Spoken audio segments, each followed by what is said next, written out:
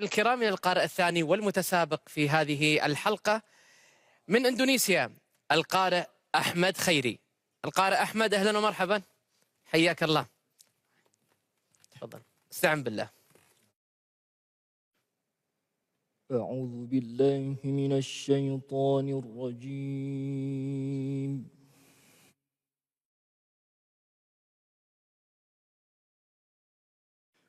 بسم الله الرحمن الرحيم.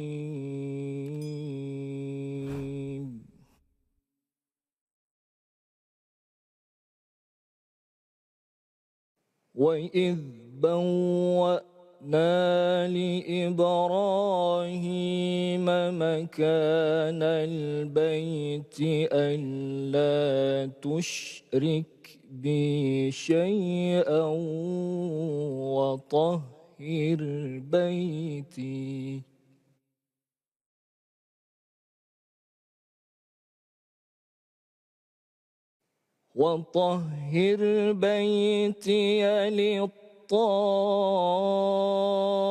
للطائفين والقائمين والركع السجود.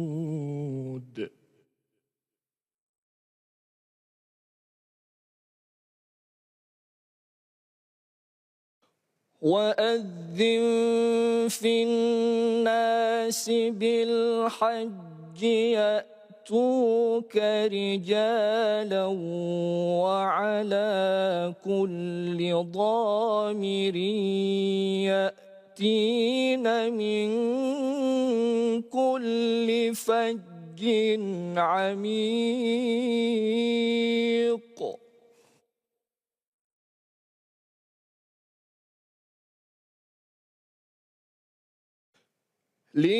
ليشهدوا منافع لهم ويذكروا اسم الله في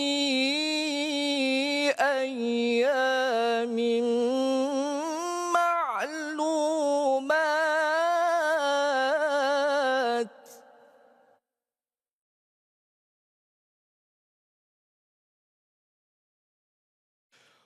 ويذكر اسم الله في أيام معلومات على ما رزقهم من بهيمة الأنعام.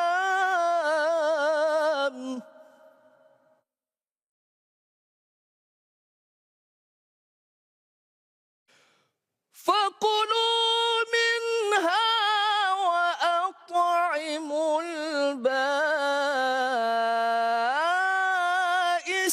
الفقير.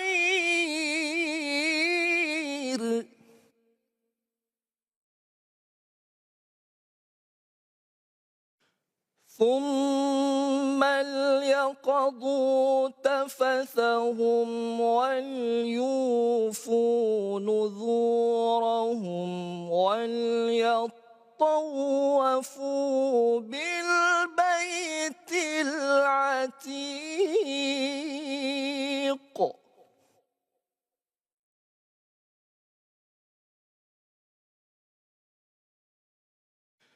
ذلك ومن يعظم حرمات الله فهو خير له عند ربه.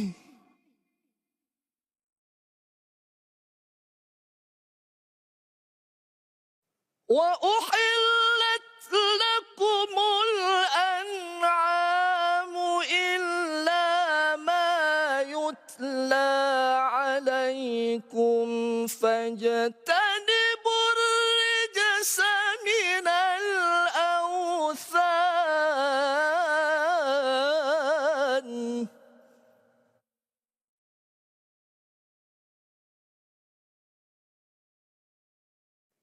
فاجتنبوا الرجس من الأوثان واجتنبوا قول الزور.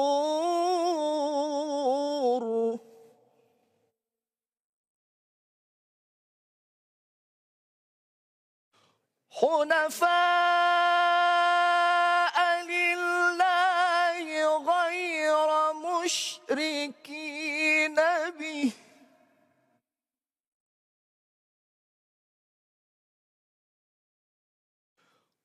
ومن يشرك بالله فكأنما خر من السماء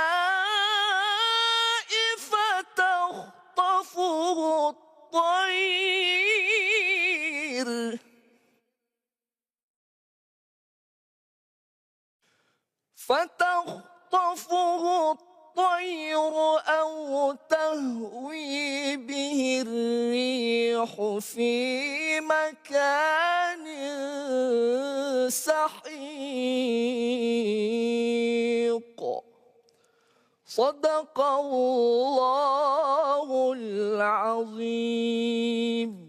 بارك الله فيك القارئ أحمد خيري على هذه التلاوة.